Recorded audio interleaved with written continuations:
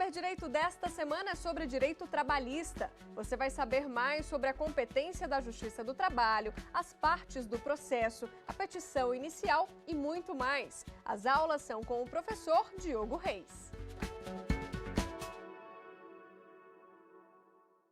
Olá, amigos da TV Justiça! Está começando mais um programa Saber Direito. Eu sou o professor Diogo Reis, para quem ainda não me conhece. Nós estamos na nossa quinta aula do curso de petição inicial trabalhista. Estamos entrando agora na reta final do nosso curso de petição inicial. Nós tivemos aulas que abordaram de forma bastante específica vários elementos, várias situações que devem ser observadas para se fazer uma boa petição inicial, uma petição inicial técnica. Na primeira aula, nós trafegamos ali pelos princípios do processo do trabalho, que são extremamente importantes para compreender alguns institutos do processo do trabalho, para dar efetividade e aplicação, por exemplo, princípio do acesso à justiça, simplicidade, dispositivo da demanda, princípio do jus postulandi. Falamos também das formas de apresentação de uma reclamação trabalhista no processo do trabalho. Na segunda aula, nós falamos sobre a competência da Justiça do Trabalho. Terceira aula, nós falamos sobre partes e procuradores do processo. Na quarta aula, nós falamos sobre requisitos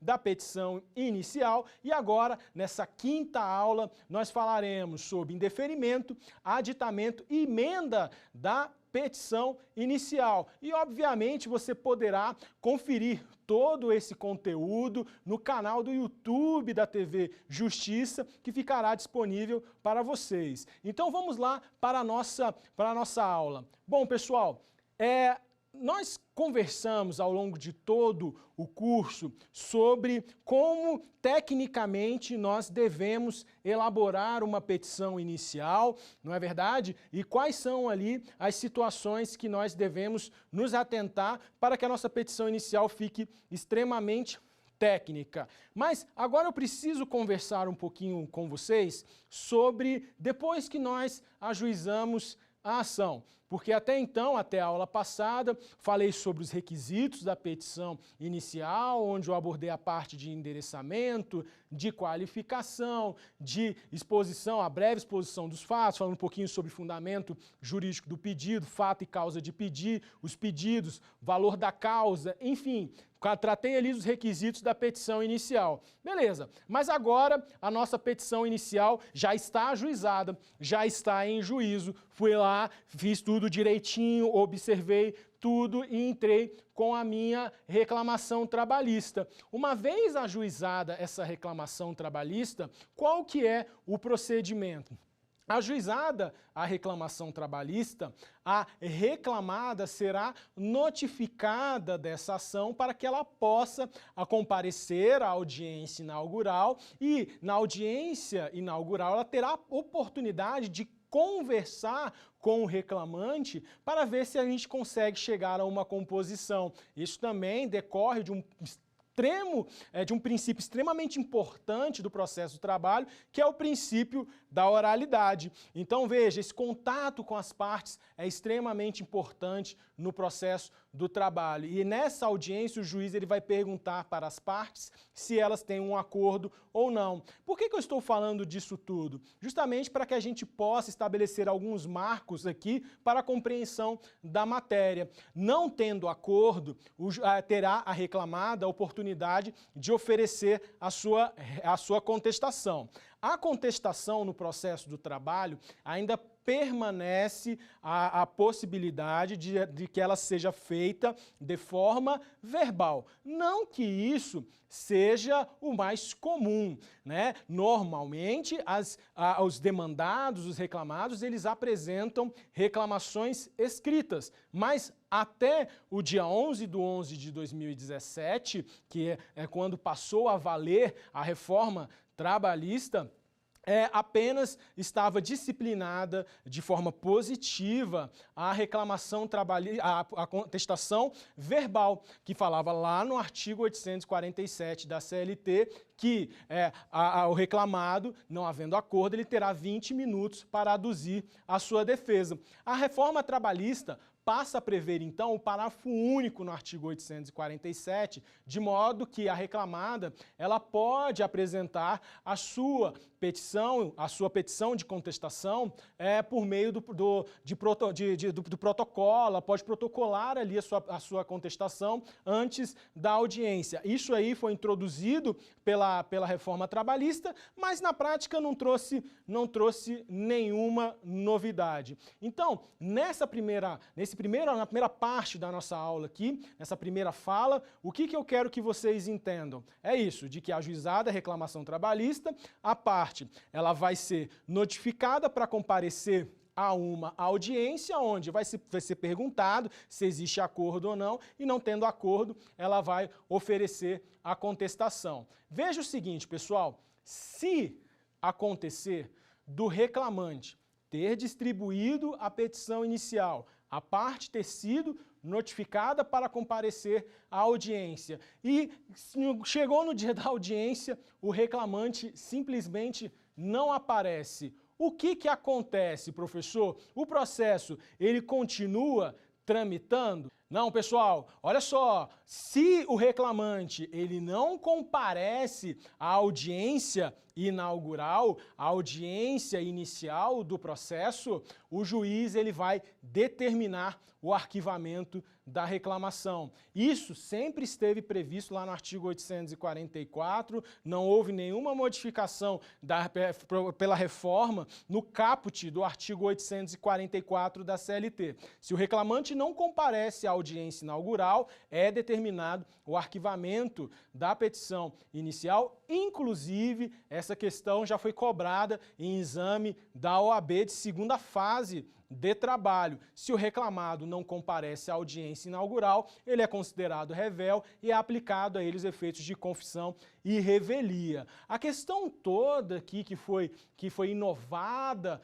pela Lei 3.467 de 2017, a famigerada reforma trabalhista, é de que, se o reclamante faltar à audiência inicial, não vai ser só o arquivamento que ele vai sofrer ali, não. Vai ter mais coisa. Olha só, se o reclamante ele falta à audiência inicial, além do arquivamento, o juiz ele condenará o reclamante ao pagamento das custas processuais, as custas, as despesas do processo ali. E, veja, olha só, ainda que beneficiário de gratuidade de justiça.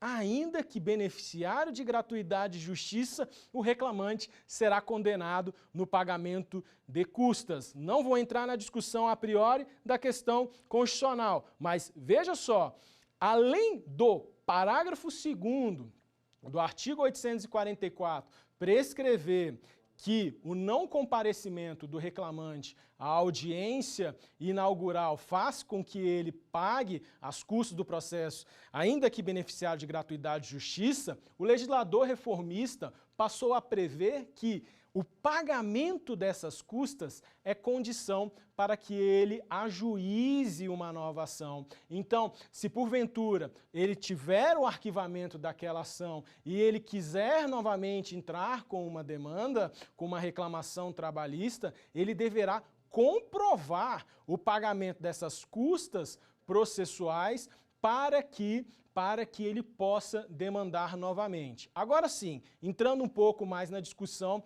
a respeito do que transita aí nos tribunais. Até que ponto essas disposições do artigo 844, parágrafo 2º e 3º da CLT, violam o princípio do amplo acesso à justiça? Então, para você que não está ali tão afeto à questão dos exames, das provas e tal, como advogado, existe essa tese de que a reforma trabalhista, ao impor o pagamento das custas processuais ao ajuizamento de uma nova ação, estaria violando o direito de amplo acesso à justiça, o princípio do amplo acesso à justiça, porque, de uma certa forma, esbarra no princípio da inafastabilidade de jurisdição, ou seja, você está embarreirando que o reclamante possa ali discutir essa matéria novamente, condicionando ali e sabendo notadamente que nessa relação há um desequilíbrio. Então, nesse caso, sendo arquivada a ação, o reclamante ele pode sim novamente ajuizar uma ação. A questão que fica é apenas se há ou não a obrigatoriedade de que se faça o pagamento das custas. Pela disposição da lei, do artigo 844, parágrafo 3º, ele tem que pagar as custas. Mas, à luz do princípio do amplo acesso à justiça, há uma discussão, há ainda uma construção jurisprudencial, no sentido de que provavelmente esse dispositivo seja considerado como inconstitucional. Mas, a par disso, outro ponto que chama a atenção é que o parágrafo 2º do artigo 844 da CLT, na parte final, ele diz o seguinte: salvo se comprovar, no prazo de 15 dias, que a ausência ocorreu por motivo legalmente justificável. A dúvida que paira é o que o legislador quis considerar como um motivo legalmente justificável. Há aqueles que advogam no sentido de que motivo legalmente justificável são aquelas prescrições do artigo 473 da CLT. O problema é que, para uma perda de audiência, aparentemente o artigo 473 da CLT não se mostra o mais adequado para uma situação real. Vamos observar um pouquinho algumas das situações que o artigo 473 considera como motivo justificado para ausência ao serviço, que alguns entendem que isso se aplicaria ali no caso da disposição do parágrafo 2º do artigo 844 da CLT. O artigo 473, ele diz que você pode faltar se o seu marido, se a sua esposa falecer, no caso de falecimento de cônjuge. Então, ou seja, no caso de você faltar à audiência porque o seu cônjuge faleceu, tudo bem, está justificado. Porque você resolveu casar no dia da audiência. Porque o seu filho resolveu nascer no dia da audiência. Porque no dia da audiência você resolveu fazer uma doação voluntária de sangue. Porque no dia da audiência você resolveu se alistar como eleitor. Porque no dia da audiência você teve uma reunião oficial com um organismo internacional na qualidade de dirigente sindical. Então, vocês conseguem perceber que as disposições do artigo 473, de uma certa forma, elas se distanciam daquilo que poderia ser um motivo legalmente justificável? Então, de uma certa forma, falta ainda um entendimento jurisprudencial ou um melhor esclarecimento do que seria esse motivo legalmente justificado, porque, como nós sabemos, muitas das vezes o empregado ele falta à audiência e tal, em razão de problemas de transporte público, de outras situações. Ok, professor, mas sendo arquivada aí essa petição,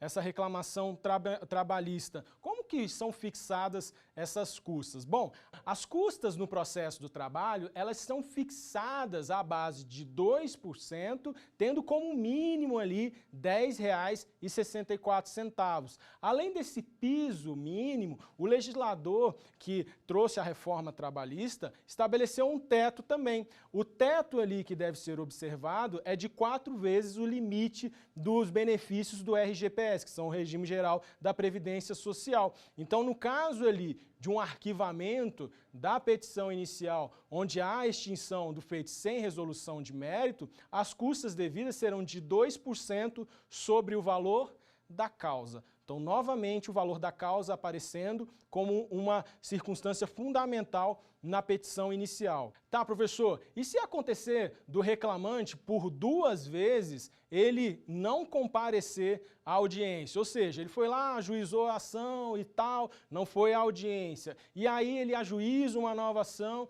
novamente ele não comparece à audiência. Existe alguma consequência para isso? Sim, doutores. O artigo 732 da CLT, ele diz que se o reclamante ele der causa ao arquivamento da ação por conta das disposições do artigo 844, ou seja, o não comparecimento da audiência, ele incorrerá na mesma pena do artigo 731 da CLT.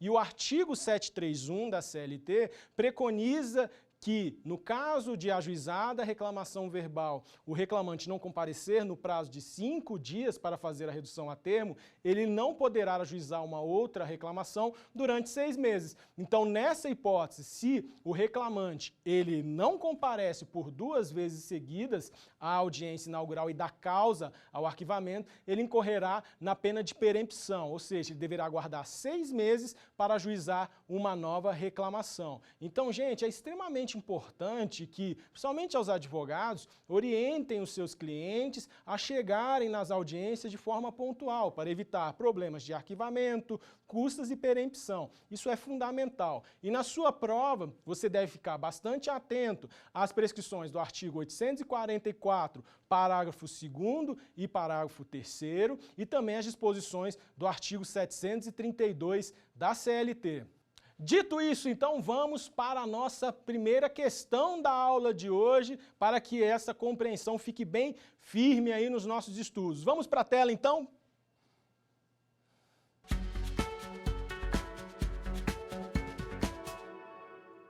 Fernando ajuiza a reclamação trabalhista perante a Vara do Trabalho de Rondônia e, no dia da realização da audiência inaugural, não comparece e não justifica a sua ausência, sendo arquivada a ação. Considerando esses fatos, assinale a alternativa correta. Fernando deverá aguardar 6 meses para ajuizar uma nova ação. A ação pode ser distribuída a qualquer juízo, desde que contenha pedidos idênticos. Deverão ser recolhidas as custas da ação arquivada, caso João pretenda ajuizar uma nova ação, ou nenhuma das alternativas.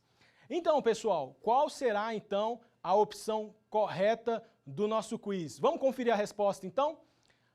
Então, a nossa resposta correta é a letra C. Deverão ser recolhidas as custas da ação arquivada, caso João pretenda ajuizar uma nova ação. Essa previsão, como nós já falamos aqui densamente, está lá no artigo 844, parágrafo 3º da CLT, fruto das inovações da reforma trabalhista. Reforma trabalhista é sempre um tema alvo de exames, então é importante que você fique por dentro dessas disposições. Bom, pessoal, agora vamos falar um pouquinho sobre indeferimento da petição inicial. O que é o indeferimento da petição inicial quando ele ocorre? Nós agora há pouco estávamos falando do arquivamento da petição inicial, principalmente em razão da situação em que o reclamante não comparece à audiência. Mas, professor, quais são as situações que podem gerar o indeferimento da petição inicial? O artigo 852b, parágrafo 1º da CLT, que trata das disposições do rito sumaríssimo, ele já dizia que o não atendimento das disposições do inciso 1º e 2º do artigo 852b fulminariam no indeferimento da inicial, ou seja, no seu arquivamento. No rito sumaríssimo, no procedimento sumaríssimo, que é aquele que não excede a 40 salários mínimos, havia a exigência, e ainda há a exigência de que o pedido deverá indicar, ser certo, determinado e indicar o valor. E também, além disso, prescreve que não cabe a citação por edital a priori, ou seja, competirá o reclamante fazer a correta indicação do endereço. E esse parágrafo 1º justamente diz que, se acontecer do reclamante não atender a essas disposições, a ação ela será arquivada. No caso do procedimento ordinário, a reforma trabalhista também trouxe essa obrigatoriedade de que o pedido seja certo, determinado e com a indicação de valor. Antes da reforma não havia a obrigatoriedade de indicação de valor no rito ordinário, apenas no rito sumaríssimo, mas pela reforma agora passa a ser obrigatório. Então, uma vez que não obedecida às prescrições tanto do artigo 852b da CLT como do artigo 840, parágrafo 1º da CLT, haverá o arquivamento da petição inicial. Ela deverá ser indeferida. Mas é importante termos em mente que o CPC, ele traz também outras hipóteses em que ocorrerá o indeferimento da petição inicial. O CPC, como nós já falamos aqui em outras aulas, ele tem aplicação subsidiária e supletiva ao processo do trabalho. Então, quando há uma omissão, eu aplico o CPC. E o artigo 330 do CPC fala que a petição inicial será indeferida quando for inepta, quando for a parte ilegítima, o autor carecer de interesse processual, não atendidas as prescrições do artigo 106 e 321 do CPC. Então vamos analisar cada um desses incisos do artigo 330 do CPC. O que é uma petição inicial inepta? Bom, vocês não precisam ter essa preocupação porque o artigo 330, no seu parágrafo 1º, ele elucida para a gente quando a petição inicial será considerada inepta. E ele diz no inciso 1º que a petição inicial será considerada inepta quando lhe faltar pedido ou causa de pedir. Então, se na sua petição inicial você não traz o pedido, ela está inepta. Se na sua petição inicial você traz o pedido, mas você não traz a causa de pedir, o porquê que você está pedindo aquilo ali, também ela é inepta. Também vai ser considerado a petição inepta quando o pedido for indeterminado. Você não determina o seu pedido, você só faz assim, anteexposto requer condenação da reclamada hora extra, não está determinado. Quantas horas extras são? Quantas horas extras você quer? Certo? Apesar de a legislação estabelecer que em algumas hipóteses o pedido pode ser genérico, quando o reclamante tiver que determinar esse pedido e não o fizer, a petição inicial será considerada inepta e o juiz indeferirá. Também ocorrerá a inépcia da petição inicial quando, da narração dos fatos, não decorrer, logicamente, a conclusão. Ou seja, você traz uma narrativa, você traz uma causa de pedir, mas no final das contas você conclui de uma maneira totalmente diferente, totalmente desconexa. Por exemplo, você vem narrando toda uma situação ali que, a princípio, se revela uma atividade insalubre e tal, e no final das contas você está pedindo hora extra, ou seja, você está narrando uma história e está concluindo com uma coisa que não tem nada a ver. Então, nesse caso aí também, a petição inicial será considerada inepta. E por último aqui, se tiver pedidos incompatíveis entre si, ou seja, como nós já falamos em outras aulas, se algum pedido estiver conflitando com outro pedido ali e tal, vai ser indeferida a petição inicial. Lembrando que nem sempre a petição inicial ela é indeferida por completo. Pode haver sim um indeferimento parcial e a gente vai tratar disso um pouquinho mais para frente. Tá, professor, mas se a petição inicial for indeferida, cabe algum recurso? Então, depende. Se esse indeferimento parcial ocorrer por meio de uma decisão interlocutória, não caberá nenhum recurso. Por quê? Ao contrário do que acontece no processo civil, onde é possível agravar de instrumento, no caso de uma decisão interlocutória, no processo do trabalho, o agravo de instrumento é só se denegar seguimento a um recurso. Nós temos como princípio no processo do trabalho a irrecorribilidade imediata das decisões interlocutórias. Então, se o juiz indefere por meio de uma decisão interlocutória parcialmente a sua petição inicial, não há nada que se possa fazer em termos de recurso. Não vai caber recurso em face dessa decisão. Agora, se o juiz ele indefere a sua petição inicial na sentença, ainda que seja parcialmente, você poderá discutir sim no recurso, sem problema algum. E se o juiz indeferir totalmente a sua petição inicial, também você poderá recorrer dessa decisão. Beleza, professor, mas no caso de indeferimento da petição inicial, cabe juízo de retratação? Perfeito. Cabe juízo de retratação no caso de indeferimento da petição inicial. Para quem não sabe o que é o juízo de retratação, é a possibilidade do juiz reconsiderar a sua decisão, de você recorrer da decisão dele e, ao invés dele encaminhar esse processo adiante para a instância superior, ele mesmo resolve por ali. Então, cabe juízo de retratação. Essa disposição está no artigo 331 do CPC, que versa o seguinte: indeferida a petição inicial, o autor poderá apelar, no caso aqui da trabalhista, apresentar recurso ordinário,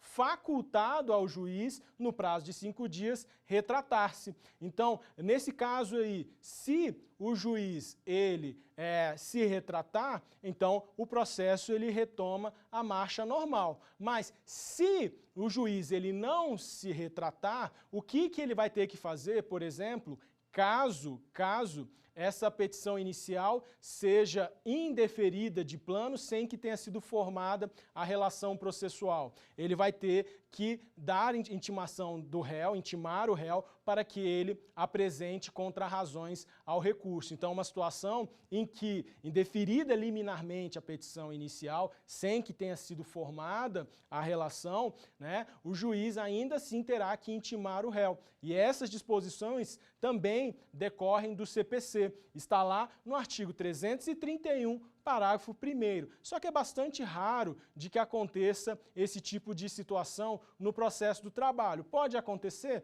Pode, mas não é algo comum de se acontecer, dado que não tem ali como regra o despacho saneador. Normalmente, a Secretaria da Vara determina a expedição da notificação sem verificar antes exatamente ali qual que é o objeto da ação, sem fazer uma triagem. Essa triagem é feita apenas depois da audiência ali e tal, né, ali naquele momento da audiência que é realmente verificado de forma mais aprofundada a inicial. Mas se acontecer do juiz indeferir antes de se formar a relação processual, antes de notificar o reclamado, ainda assim ele está obrigado a intimar o reclamado. Sem problema nenhum, as disposições do CPC são compatíveis.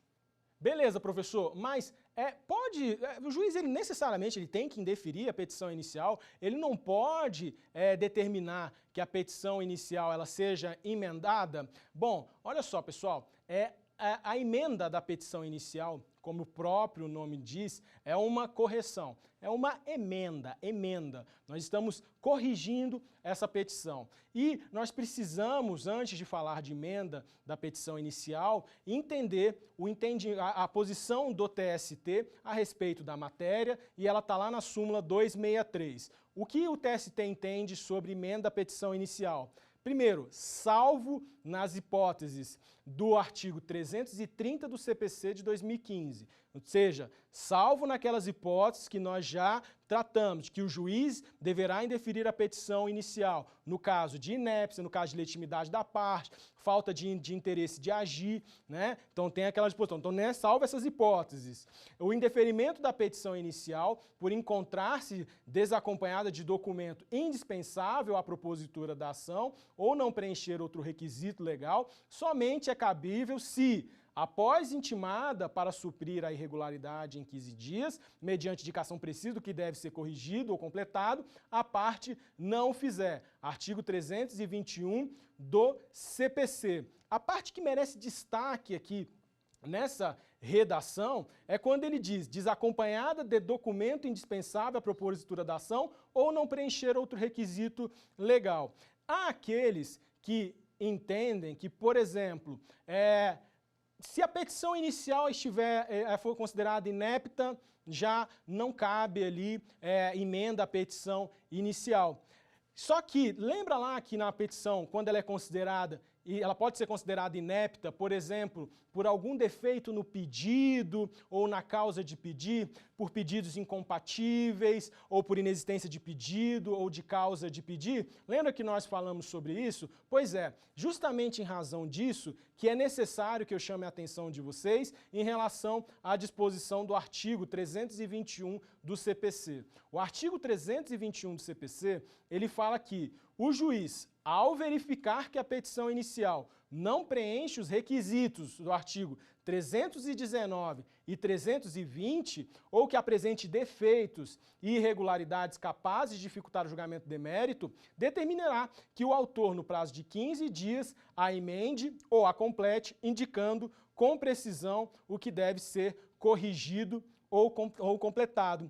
E o artigo 330 fala o seguinte: a petição inicial será indeferida quando não atendidas as prescrições do artigo 321 do CPC, esse dispositivo que eu acabei de ler a vocês. Então, olha só, se o 321 do CPC ele fala que o juiz ele deve abrir prazo à parte para corrigir as disposições lá do artigo 319, e o 319 ele fala lá da indicação do pedido, que o pedido deverá ser certo, né, determinado, do fundamento jurídico do pedido, a gente deve também levar em consideração que pode sim o juiz determinar emenda da petição inicial,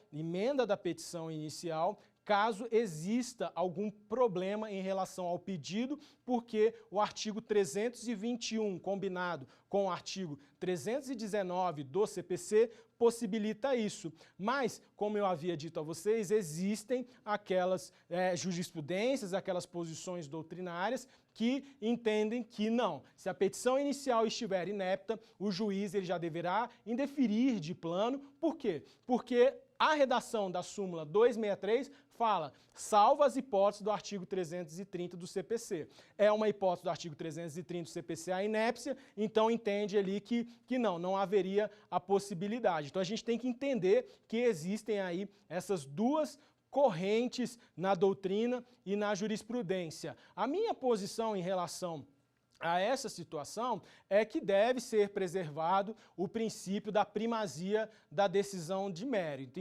Então, numa situação como essa, em que o juiz já identifique, né, o erro da petição inicial, eu acho que deve ser entendido o espírito da lei, de que o processo ele tem um custo e que não tem sentido, por um apego formal, esse processo ele ser extinto simplesmente porque houve o cometimento de algum equívoco, ou então não ficou tão clara a causa de pedido do reclamante. A gente deve considerar também que no campo do processo do trabalho existe o princípio da simplicidade, onde o formalismo ele não é tão presente assim. Então, além do princípio da simplicidade, temos também o princípio da primazia da decisão de mérito. Então, por essa razão é que eu entendo que nesses casos aí, o juiz ele deve sim abrir prazo para que a parte faça a emenda à petição inicial e corrija ali o seu pedido sem problema algum. Mas a gente tem que ter essa atenção em relação à súmula 263 do TST,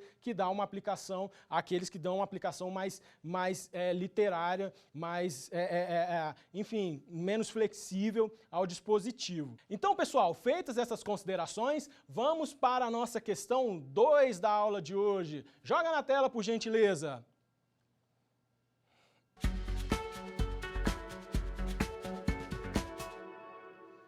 De acordo com a legislação, a petição inicial será indeferida quando houver pedidos incompatíveis entre si, não estiver assinada por advogado, não houver o recolhimento das custas, for desconhecido o endereço do réu. Essa daí tá mamãozinha com açúcar, fácil de responder, e a questão correta é a letra A. Houver pedidos incompatíveis entre si, são as disposições do artigo 330, parágrafo 1º do CPC, aplicável ao processo do trabalho por força do artigo 769 e do próprio artigo 769 da CLT e artigo 15 do CPC. Show de bola, professor? Tá, se eu esquecer de colocar algum pedido na petição inicial, ou então esclarecer um pouco mais a minha causa de pedido, independente do juiz ter dito isso. Eu posso fazer o aditamento da petição inicial, eu posso inserir, né, esse pedido na petição inicial, posso modificar ela sem problema? Então, gente, pode sim, pode fazer o aditamento da petição inicial, mas é importante nós termos em mente que isso não é feito de forma irrestrita, né? Olha só, até a notificação da parte, até a citação da parte, o CPC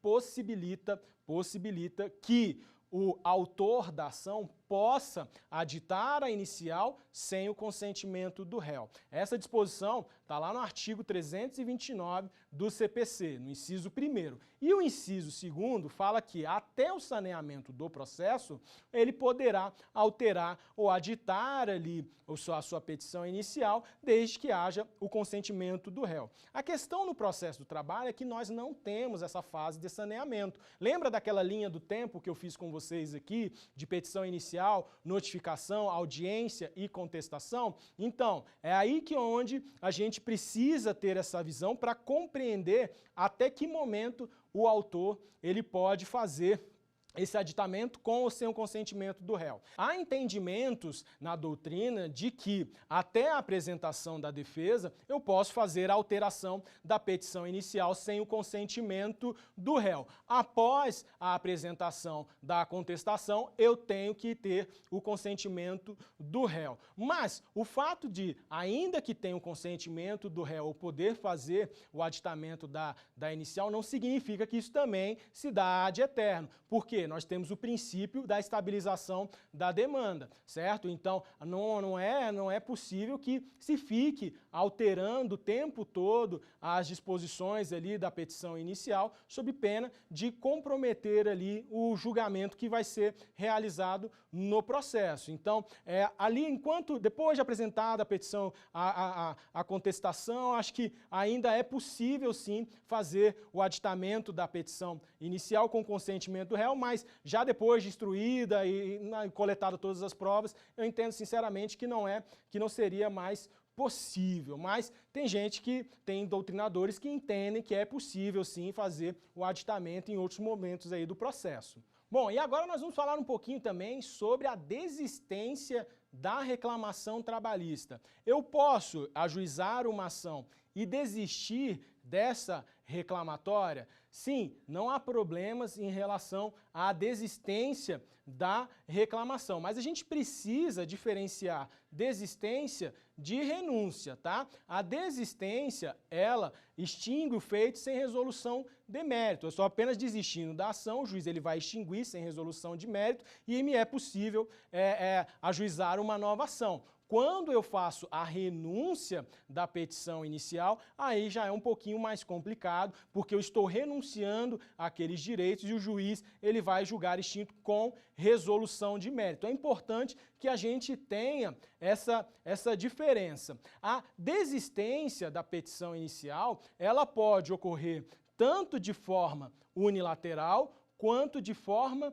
bilateral. Mas é importante o seguinte: até a apresentação da contestação, eu posso desistir unilateralmente da petição inicial sem o consentimento do reclamado. Mas, após apresentada a contestação, somente com o consentimento do reclamado. E essa disposição está lá no artigo 841, parágrafo 3º da CLT, fruto de reforma trabalhista, onde diz que, oferecida a contestação, ainda que eletronicamente, o reclamante não poderá, sem o consentimento do reclamado, desistir da ação. Então, nesse caso aí, se acontecer do reclamante querer desistir da ação e o reclamado já ter oferecido a sua defesa, só se ele consentir. Mas existe doutrina no sentido de que essa oposição do reclamado não pode ser uma oposição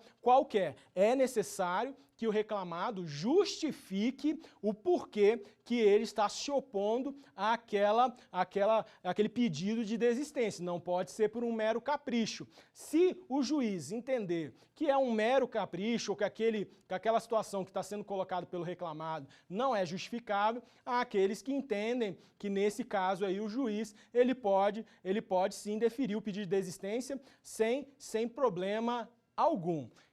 Como sempre, uma forma da gente fixar o nosso entendimento, vamos a mais uma pergunta do nosso quiz.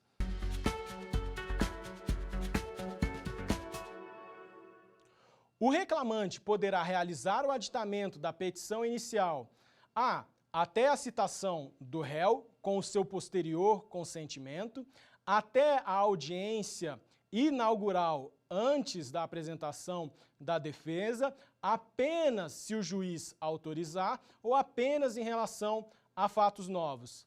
E aí, pessoal, qual que é a resposta correta para essa questão? Vamos conferir?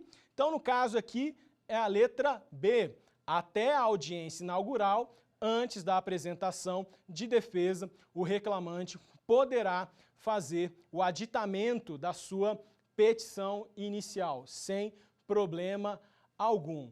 Bom, pessoal, agora nós vamos caminhando aqui para a reta final do nosso curso de petição inicial e eu separei aqui, então, um fechamento para que a gente tenha consolidado muito bem tudo aquilo que nós trabalhamos e vou fazer aqui meio que um apanhado de como seria uma petição inicial, especialmente para aqueles que estão se preparando para as provas de segunda fase da OAB em trabalho, ou então aqueles que possuem interesse em fazer uma reclamação trabalhista. Vamos lá então? Então, olha só, na nossa petição inicial, a primeira coisa que vem nela é o quê? O endereçamento. O endereçamento, como eu já disse aqui outras vezes, é o quê? É justamente a direção que você está dando para aquela petição inicial, determinando qual o juízo que será competente para analisá-la. Então a gente pode colocar mais ou menos dessa forma: ao juízo da meritíssima, 3 pontinhos, vara do trabalho de tal lugar. Então, isso aí é o que caracteriza o endereçamento. Eu posso fazer exatamente dessa forma. Há aqueles que preferem fazer o endereçamento ao excelentíssimo senhor juiz do trabalho da 3 pontinhos, vara do trabalho de tal lugar. Só que o seguinte, o artigo 840, parágrafo 1º da CLT, ele foi alterado e houve ali a alteração de designação do juiz, indicação do juiz, né, competente e tal, para indicação do juízo. Então, para quem irá fazer exame de ordem, é importante que se coloque ao juízo e não direcione mais a ação ao juiz. Com relação à qualificação, você vai saltar ali um apanhado de linhas e vai fazer a qualificação das partes. Como eu disse lá na aula de partes, lá na aula de requisitos, a qualificação ela serve para individualizar as partes do polo. Então, nesse caso aqui, como é que você deve fazer a qualificação? A qualificação ela vai ser feita considerando o nome completo do reclamante, a sua nacionalidade, estado civil, profissão, CPF, RG, número da CTPS, número do PIS, endereço eletrônico e endereço completo com o CEP. Então você vai colocar ali essas informações. No caso da prova da OAB, nem sempre essas informações elas vêm no enunciado da questão. Então é importante para aquele que vai fazer a prova do exame de ordem que não invente dados que não estejam no enunciado, porque você pode ter um prejuízo aí na avaliação da sua prova.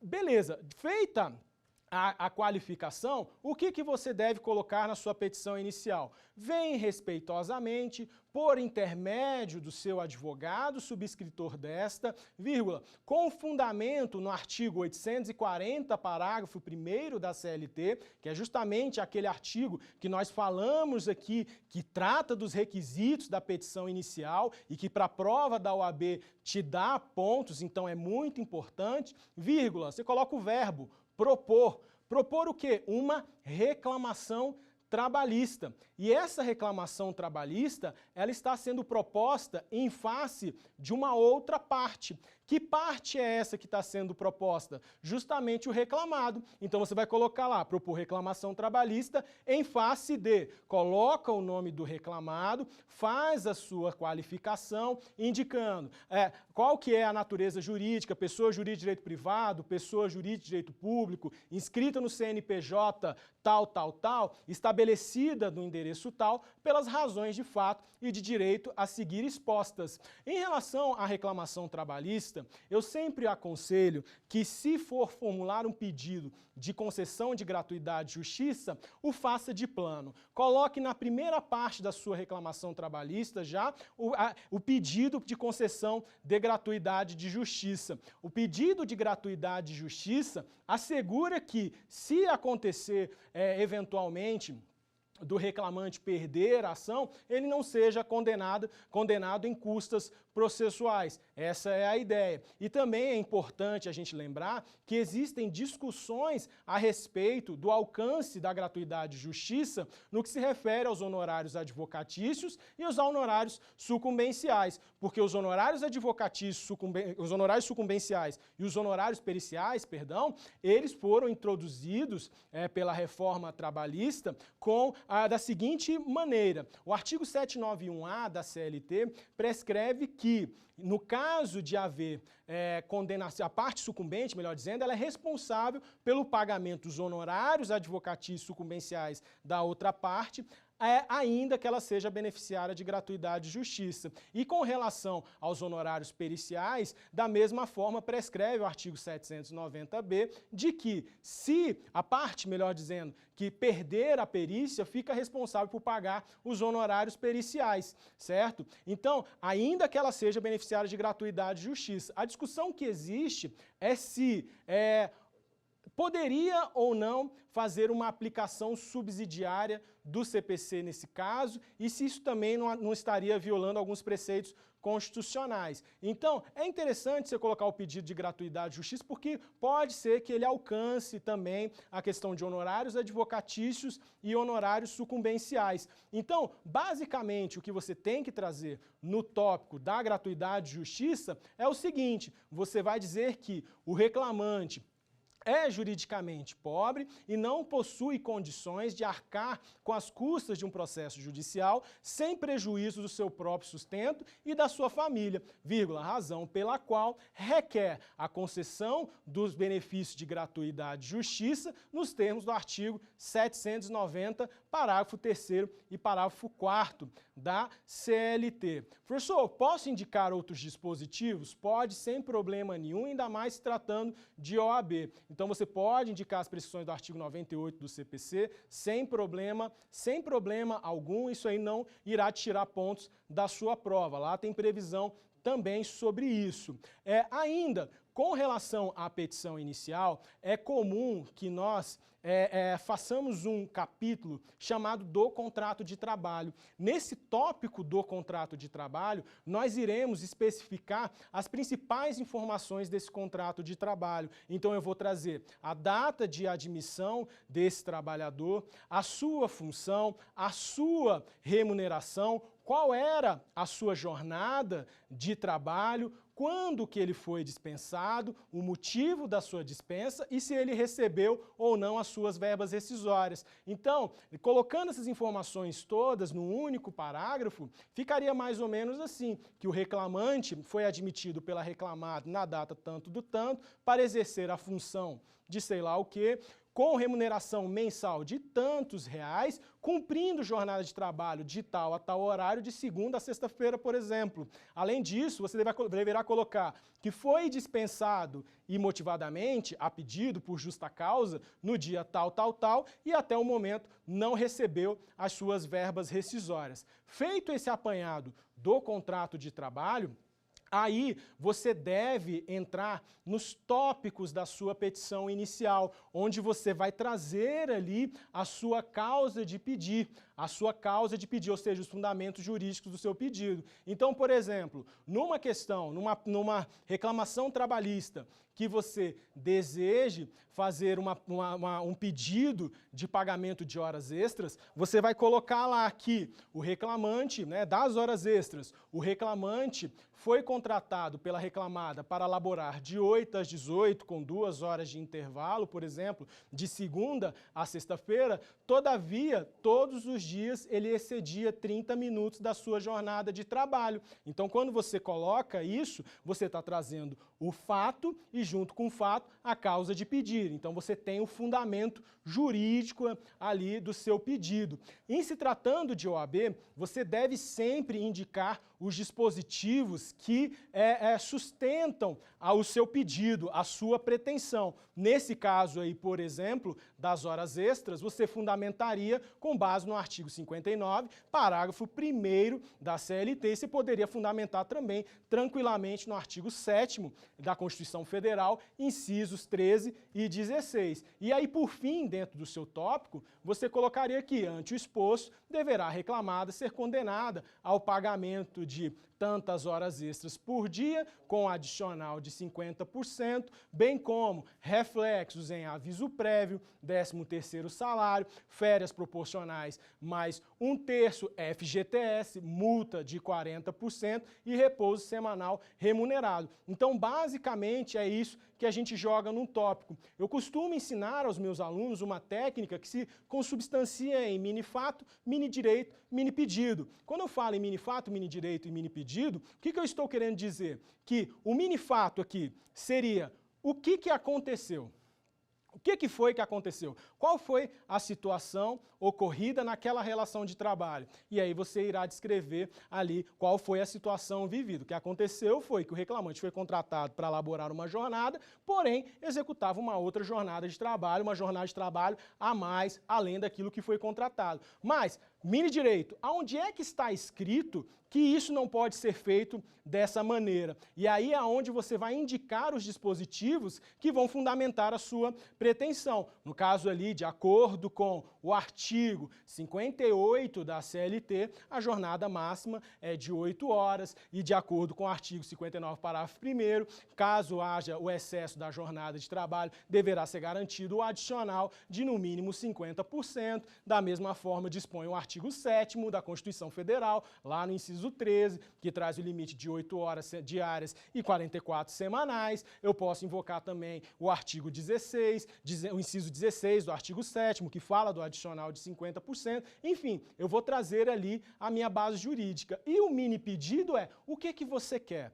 O que eu quero é que a reclamada seja condenada ao pagamento das horas extras, de tantas horas extras, pedido certo, determinado e com indicação de valor. Certo, as horas extras, determinado, tantas horas extras com adicional de 50%, mais reflexo e no valor de tantos reais. Então aí eu fecho o meu tópico. E aí depois que você montar cada um desses tópicos aí, que você vai colocar como se fossem caixas, assim, dentro de cada caixa dessa você vai colocar mini-fato, mini-direito, mini-pedido. Horas extras, mini-fato, mini-direito, mini-pedido. Adicional de insalubridade, mini-fato, mini-direito, mini-pedido. E assim sucessivamente, cada item da sua petição inicial você vai trazer a sua causa de pedir, o seu pedido, contando fatos e tal, parará, pererê. Você parte para o último pedaço, para o último trecho da sua petição inicial, que é o quê? Que são os pedidos. Lá nos pedidos, você pode colocar da seguinte forma: ante o exposto, requer A. Concessão dos benefícios de gratuidade e justiça. B. Notificação da reclamada para, querendo, apresentar contestação aos termos da petição inicial. Eu posso pedir para que a reclamada seja notificada. É muito importante isso numa petição inicial de exame de ordem, porque isso pontua pela banca. Normalmente a banca confere pontuação no pedido de notificação. Agora, para você que é advogado, que está no dia a dia, não é tão imprescindível assim que você coloque a notificação, porque isso é um ato do juízo, o juízo vai determinar a notificação, independente de você ter solicitado ou não. Depois, você formulará os pedidos referentes a cada um dos tópicos que você abriu. Então, ante o exposto requer condenação da reclamada ao pagamento de 50 horas extras, com adicional de 50% de todo o contrato de trabalho, bem como reflexos em aviso prévio, 13º salário proporcional, férias proporcionais, FGTS, multa de 40% e DSR, vírgula, não se esqueça,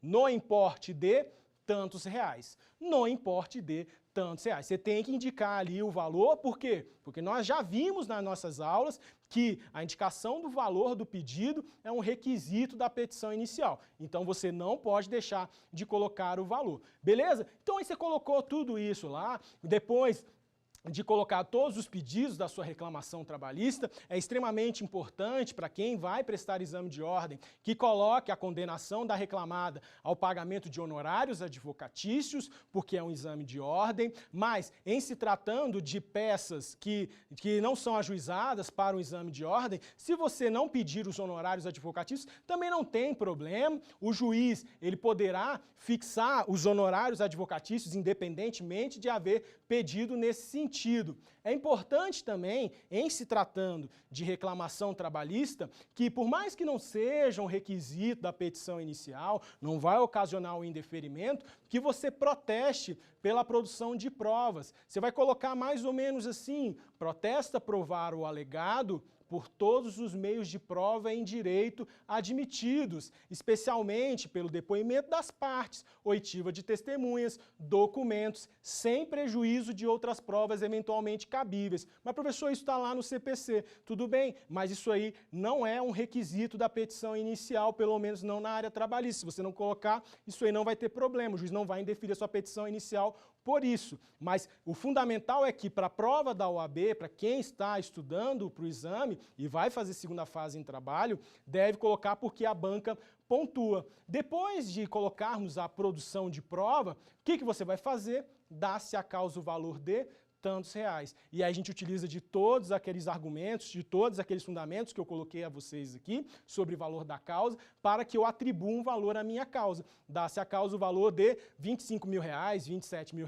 enfim, você vai fazer o somatório dos pedidos ali e vai atribuir o valor à causa. E por último, e não menos importante, você vai fazer o fechamento, quem vai fazer exame de ordem, sempre eles pontuam isso, que é, nestes termos, pede deferimento, local e data, advogado OAB. Então, gente, de forma muito rápida, muito sucinta, esse seria um esboço de uma petição inicial, fazendo um apanhado geral de tudo que nós aprendemos até aqui. Agradeço a oportunidade dada pela TV Justiça, espero que todos os ensinamentos sejam muito bem aproveitados pelos senhores e nos vemos numa próxima.